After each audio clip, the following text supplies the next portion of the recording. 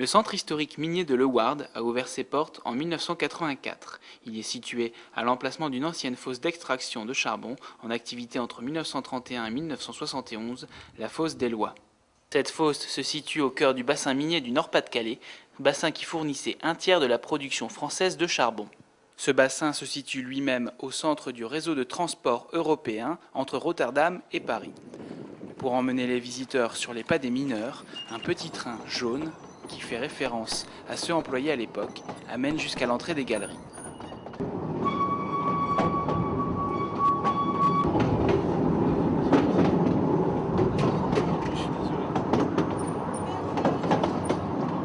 Pour vous montrer le moyen qui a été utilisé pour transporter les ouvriers au fond de la mine et non pas en surface.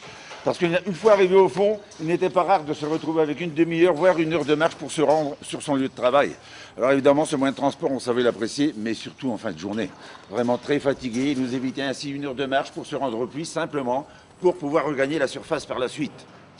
Il y aura toujours deux puits dans une mine. Puits numéro 1, puits numéro 2.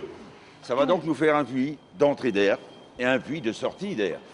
Et l'air, une fois entré, avant de ressortir, bien sûr, va parcourir toutes les galeries souterraines, tous les chantiers du fond, alimentant ainsi ces galeries, ces chantiers en oxygène, évidemment, nécessaire à la respiration. Tout, je dis bien tout, se fait par le puits numéro 2.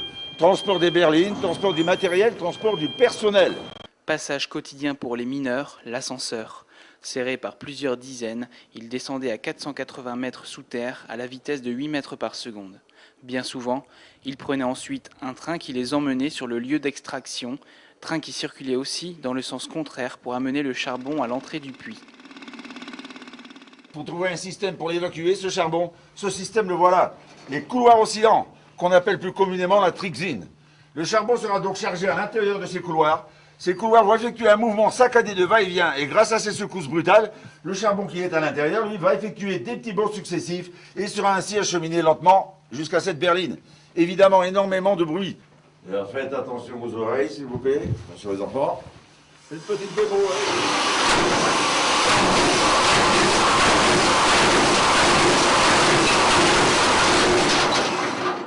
Après le couloir oscillant, fut installé le convoyeur blindé, plus efficace, mais toujours aussi bruyant.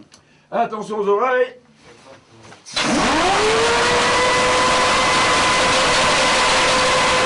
Outre le système de transport du charbon, le matériel de forage était lui aussi très bruyant. Bouchez-vous les oreilles, attention, ça risque de surprendre.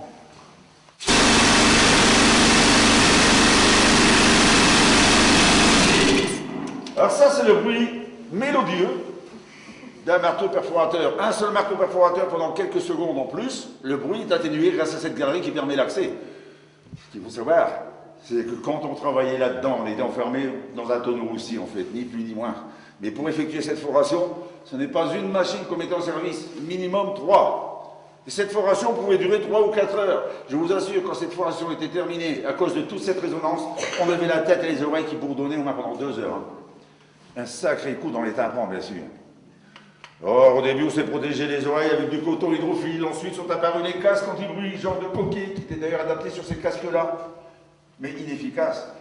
D'une part à cause des vibrations de la machine, d'autre part à cause de la transpiration. Ces coquilles n'étaient jamais bien adaptées, ça glissait toujours. Donc, une part inefficace, d'autre part plutôt gênant qu'autre chose. On a préféré, et de loin, quand elles sont apparues évidemment, utiliser les fameuses boules qui est.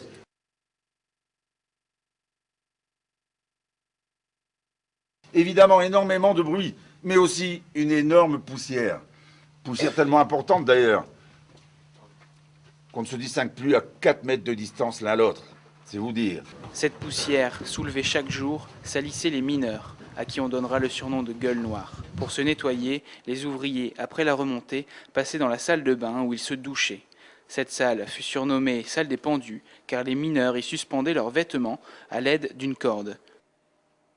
Ce système permettait de gagner de la place et de faire sécher plus rapidement les bleus de travail trempés par l'humidité régnant dans les galeries.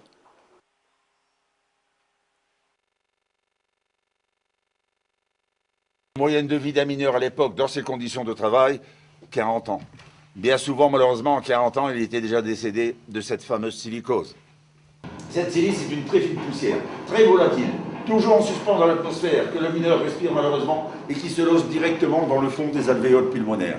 Ce qui veut dire qu'à long terme, les poumons du mineur sont ni plus ni moins que cimentés.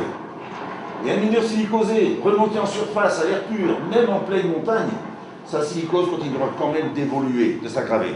Il n'en guérira jamais. Il en mourra. En surface, les femmes qui travaillaient au triage du charbon n'étaient pas à l'abri de cette silicose. Avec toute la poussière qui accompagne malheureusement, on n'utilise pas encore l'eau pour lutter contre les poussières. Ce qui veut dire que bien que travaillant en surface, au bout de 10 ans de ce travail, à cause de cette poussière, certaines d'entre elles étaient silicosées. La plus grande catastrophe minière d'Europe qui a eu lieu à Courrières en 1906, qui a provoqué la mort de 1099 mineurs en moins d'une minute. Cette catastrophe, bien sûr, vous l'avez deviné, est due au coup de grisou, suivi d'un coup de poussière. Le coup de grisou, bien sûr, vous le devinez, c'est l'explosion du gaz par lui-même. Mais à cause de cette énorme déflagration, vont se soulever des poussières. Parmi ces poussières, beaucoup de poussières de charbon accumulées au fil des années. Ces poussières vont s'enflammer à cause des flammes du coup de grisou. Du coup, déplacement d'air, d'autres poussières se soulèvent, elles aussi s'enflamment. C'est une réaction en chaîne qui s'installe. Et plus ça va, plus ça prend de vitesse. Ils ont calculé la vitesse de déplacement que pouvait atteindre un coup de grisou suivi d'un coup de poussière. J'entends par là la vitesse maximale calculée. Je ne dis pas que ce jour-là, ça a atteint cette vitesse-là. Ils ont calculé que ça pouvait atteindre une vitesse de 2000 mètres seconde. J'ai pas dit minutes, j'ai dit secondes. Faites le calcul en kilomètres/heure. Le 10 mars 1906, l'explosion retentit à Courrières à 6h30 du matin. Chaque jour, pendant plusieurs semaines, les sauveteurs remonteront des corps calcinés par dizaines. À l'origine de la catastrophe, un gaz, le grisou, et la lampe à flamme des mineurs. L'éclairage n'existe pas au fond de la mine. Nous sommes dans le noir complet. Même quand l'électricité est apparue dans les années 50, l'électricité était utilisée pour les machines et non pas pour l'éclairage, ni des galeries, ni des chantiers. Le noir complet, à part bien sûr cette lampe-là qui est apparue dans les années 45-50, juste après la guerre, grâce aux Américains d'ailleurs. Mais avant ça, vous avez vu tout à l'heure, éclairage, bougie, lampe à huile, au 19e siècle bien sûr.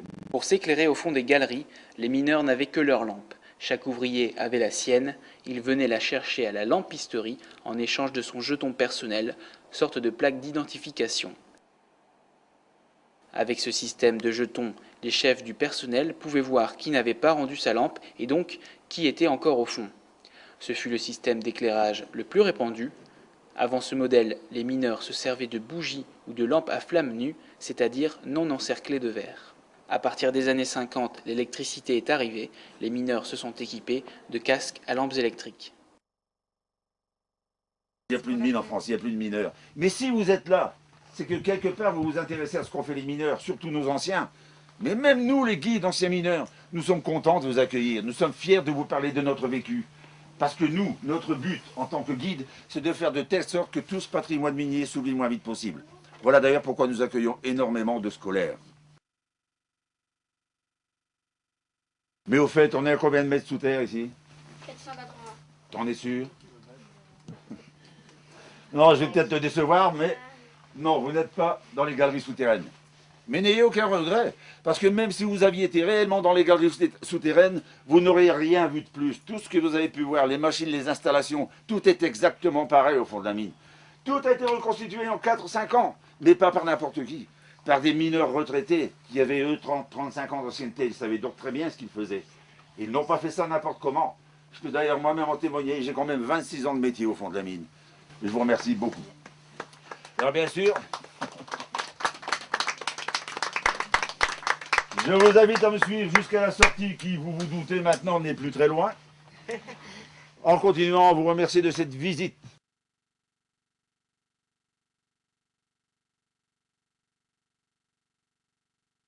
Les paysages du bassin minier du Nord-Pas-de-Calais sont désormais parsemés de ces terrils, ces montagnes noires qui contiennent les déchets de l'exploitation minière, des roches extraites qui n'étaient pas du charbon. Certains terrils sont abandonnés et la végétation se développe. D'autres sont reconvertis en base de loisirs, en lieux de randonnée, en pistes de VTT. Les anciennes voies de chemin de fer qui reliaient les fosses entre elles connaissent le même sort, comme celle-ci, devenue un chemin de promenade. Les maisons des anciens mineurs, les corons comme on les appelle, sont toujours là et sont encore habitées. Il reste aussi ces chevalets qui continuent de dominer leurs alentours.